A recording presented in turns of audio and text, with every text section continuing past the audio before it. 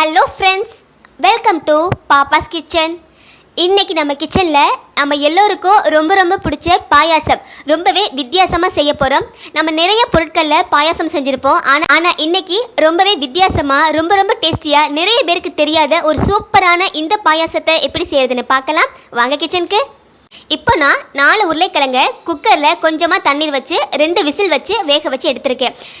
எடுத்துட்டு தோல் உரிச்சிட்டு இந்த மாதிரி துருவுறது இருக்கு இல்லையா, அதில் வச்சு பூவா துருவி எடுத்துக்கலாம். அல்லது நீங்கள் உருளைக்கிழங்கு பச்சையாக இருக்கும் போதே இந்த மாதிரி தோல் சீவிட்டு இதில் பூவா துருவி எடுத்த பிறகு குக்கரில் கொஞ்சமாக தண்ணீர் விட்டு வேக வச்சுக்கலாம். எப்படியா இருந்தாலும் பரவாயில்ல, பட் இது ரொம்ப சிம்பிளாகவே வேலை முடிஞ்சிடும்.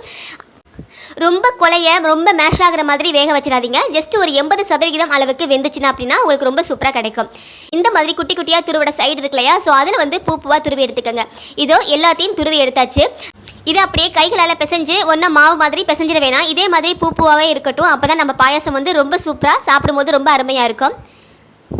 இப்போ ஒரு பாத்திரத்தில் 2 கிளாஸ் பால் நல்லா கொதிக்க வச்சுருக்கேன். முடிஞ்ச வரைக்கும் நல்லா கெட்டியான பால் எடுத்துக்கோங்க.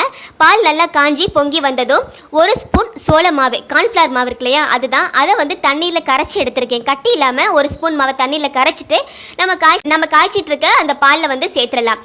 சேர்த்துட்டு நல்லா கலந்து விட்டுருங்க. அந்த பாலும் இந்த சோள மாவு அதோடைய கலவையும் நல்லா மிக்ஸ் ஆகி பொங்கி பொங்கி நல்லா காஞ்சிட்டு வரும்.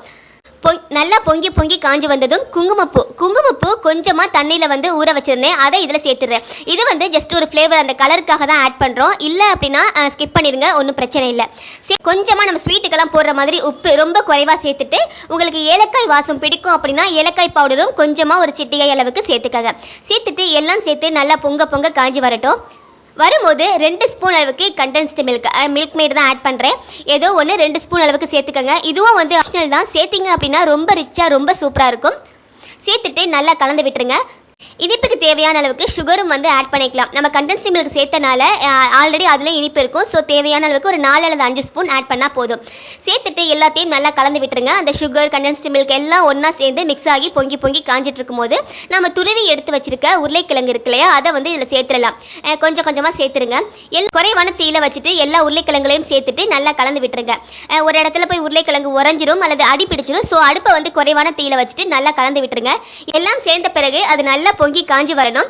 இந்த மாதிரி பக்குவத்தில் பார்த்துக்கங்க. ரொம்ப தண்ணீராகவும் வேணாம், ரொம்ப கெட்டியாகவும் வேணாம். நம்ம நார்மலாக பாயாசம் எந்த பக்குவத்தில் இருக்குமோ அது மாதிரி பார்த்துக்கங்க. ரொம்ப கெட்டியாக இருக்க மாதிரி ஃபீல் ஆனிச்சுன்னா இன்னும் கொஞ்சம் பால் இந்த ஸ்டேஜில் நீங்கள் சேர்த்துக்கலாம். இப்போ அது குறைவான தீயில அப்படியே இருக்கட்டும்.